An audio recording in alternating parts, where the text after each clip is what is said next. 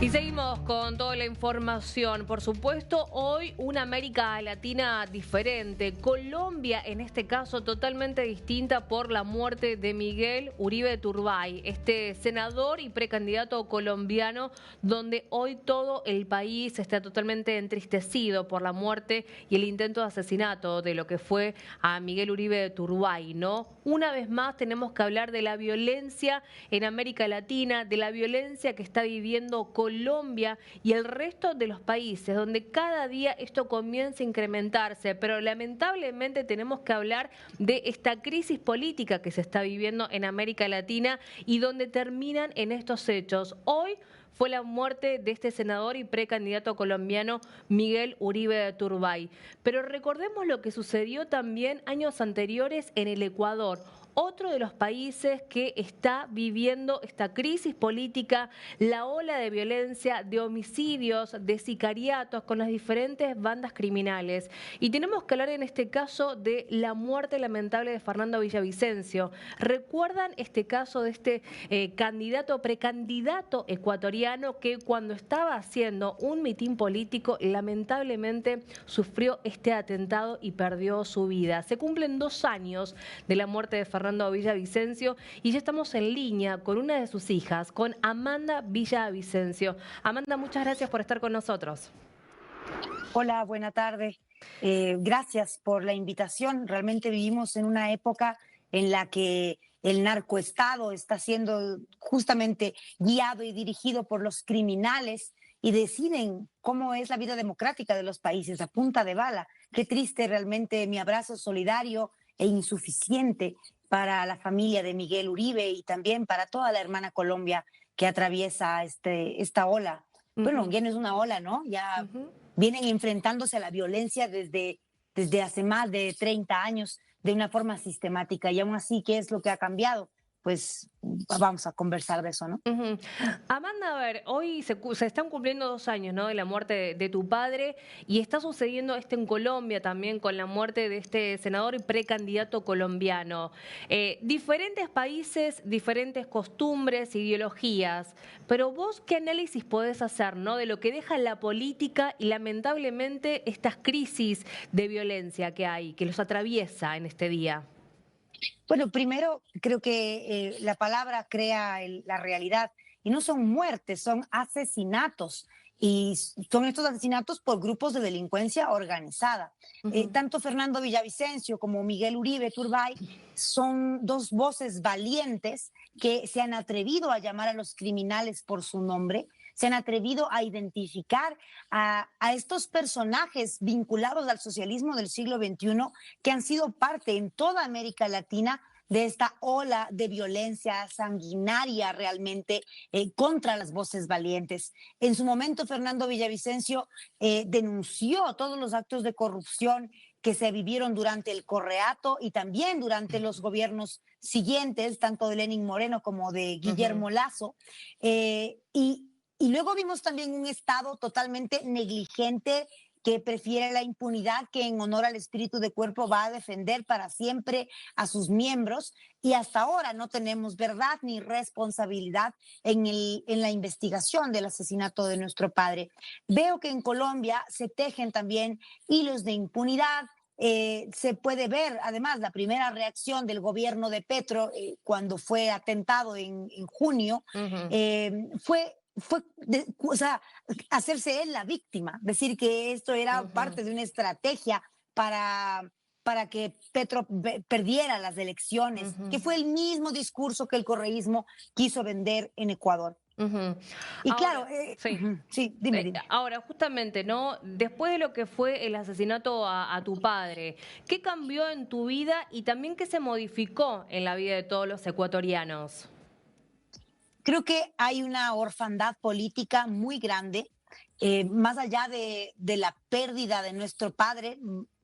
Hay que entender que lo que vivimos fue un asesinato por parte de la mafia, del crimen organizado, que se ha tomado los estados, se ha tomado los países. Entonces, realmente lo que ha cambiado es que ahora entendemos con total claridad que la democracia está de rodillas ante las balas de la mafia y que la mafia decide quién es tu presidente y quién no. Nos intentan asesinar la esperanza de soñar con tiempos mejores. Pero en lo personal, en estos 2 años, ha sido un proceso no lineal de duelo, de un luto muy profundo, en el que desde el día uno tuvimos que enfrentarnos a la violencia, a la impunidad, pero la única forma en la que lo pudimos hacer fue a través del Ujú, periodismo. ujú. Tanto mi madre, mi hermana y yo mi madre pues toda la vida dedicada al periodismo, yo también soy periodista y mi hermana creadora de contenidos audiovisuales, nos dedicamos a investigar el crimen de nuestro padre y esa fue una herramienta potente para no dejarnos derrotar. Ujú. Ahora, después de estos 2 años, tengo que decir que eh, empieza una nueva etapa, empieza un sueño que en este 9 de agosto pusimos la semilla de un nuevo proyecto político que se llama Ecuador de Valientes, que Ujú. justamente viene un poco de la esencia de lo que era Fernando, ¿no? Fernando Valiente siempre fue así. Entonces, nosotras nos hemos dado cuenta que no hay posibilidad de justicia, porque ¿qué es la justicia? Que vayan a la cárcel estas Ujú, personas del ujú. correísmo profundo que han sido llamados como autores intelectuales. Ahí no hay justicia, tenemos 2 prófugos, 3 prófugos, 2 presos. ¿De qué me sirve? Claro que quiero que llamen a los criminales por su nombre, pero la única forma de justicia realmente es poder devolverle a la gente valiente, a los ecuatorianos y ecuatorianas, el amor que le dieron a nuestro padre, la valentía con la que le llenaron a nuestro padre para que él pueda hacer la diferencia en cada escenario al que se subió, en cada plan que hizo, Ujú. en cada estrategia. Ahora, veo que lo mismo está pasando en Colombia. Este tipo de tragedias lo que hacen es unir a la gente. Y claro, habrá un montón de oportunistas, habrá un montón de gente que quiera tomarse los discursos de Miguel Uribe, pero también es inspirador para la gente de a pie, la gente valiente que sí sueña con un país mejor. Tanto Colombia, Ujú. Ecuador, México, que han sido Sí. países realmente azotados por los narcoestados en los que se han transformado después de la injerencia del socialismo del siglo XXI. Ujú. Ahora, ¿no? ¿Por qué crees que estas mafias cada vez están siendo más protagonistas o cada vez cobran más poder, más justamente que los propios gobernantes?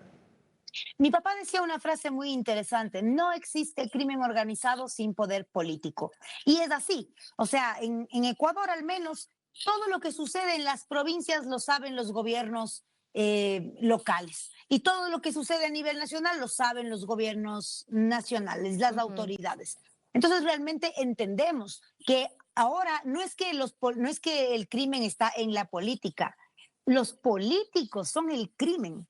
Y esa es la razón por la que ahora se tejen estas estrategias alrededor del Estado, que en lugar de velar por el bienestar de la gente, está generando estrategias de protección, de impunidad para los grupos de delincuencia organizada. Hay que entender también algo, hace unos años como habían muchos enemigos sociales, ¿no?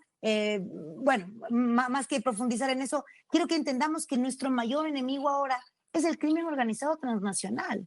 Ese es el gran imperio que ahora nos quiere colonizar y quiere colonizar las vidas de nuestros jóvenes, de nuestros niños, eh, generando estas franquicias del crimen organizado en diferentes países, haciendo que la gente le parezca normal lavar dinero, la minería ilegal, todo lo que Ujú. compone el crimen organizado, en lugar de generar políticas públicas para prevenir el crimen organizado. Parece que a los gobernantes entonces no les está interesando cortar de raíz a esta gran hidra de Lerna que es el crimen organizado transnacional, sino que simplemente se enfocan esos presupuestos en la misma guerra, que eso es parte del juego de este sistema de violencia. ¿Quién está pensando en la prevención?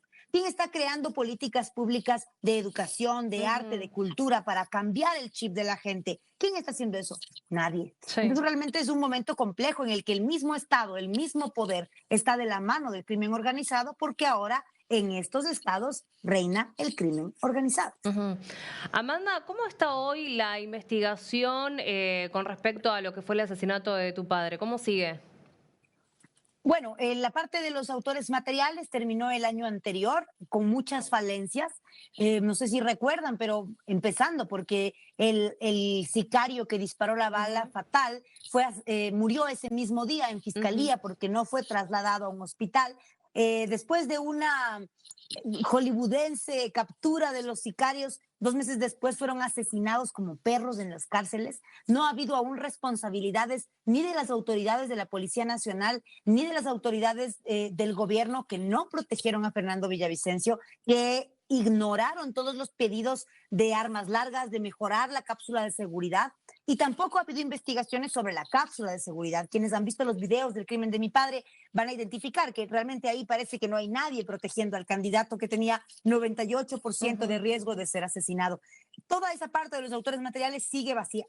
Sin embargo, en la parte de los autores intelectuales aún se encuentra en indagación previa a esta investigación, es decir, no podemos profundizar en eso, pero los mismos que fueron nombrados como posibles autores intelectuales, que son 5 miembros del correísmo profundo, se encargaron de diseminar esta información, de divulgar información que era reservada.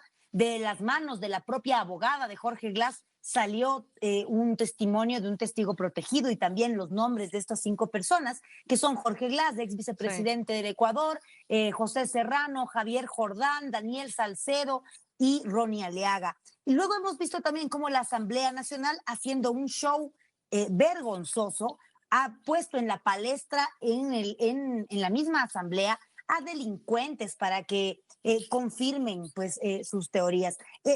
Totalmente violando el debido proceso. Quien debe investigar esos crímenes es la Fiscalía.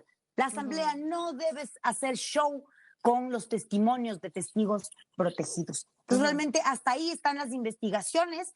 Supimos que hace pocos días fue detenido en Estados Unidos José Serrano, uno de los llamados dentro de la investigación. No se sabe cuál es la razón real. Alguien me dijo que era por un tema de una infracción de tránsito, pero me parece curioso que justamente después de haber sido nombrado como uno de los posibles autores intelectuales, pase esto en Estados Unidos. No tengo información de cuál es realmente el estatus ahora de José Serrano, pero entendemos que algo está moviéndose ahí, ¿no? A 2 años del crimen no tenemos todavía respuestas, pero como digo, no hay justicia posible, no hay cárceles suficientes, porque quien asesina a Fernando Villavicencio es un complot del narcoestado. No son solamente unos 4 o 5. Fernando Villavicencio era la piedra en el zapato de todos estos mafiosos que siguen dominando el Ecuador. Así Por que último, podemos... Por último, Amanda, ¿qué reflexión haces, no, a 2 años de la muerte de tu padre, cuando todavía esta investigación no está clara? ¿Se sienten solas ustedes en el Ecuador empujando esta piedra para lograr una investigación justa y que haya justicia? ¿Sienten que los ecuatorianos están solos también?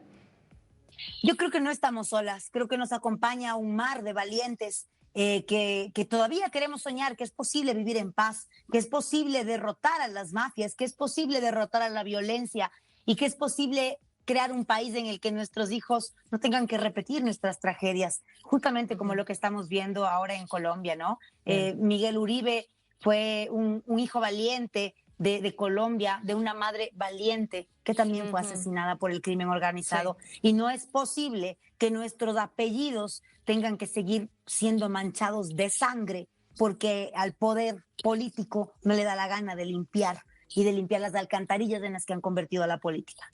Amanda, muchas gracias por tu reflexión y el tiempo. Te acompañamos y te saludamos. Gracias. Hasta luego.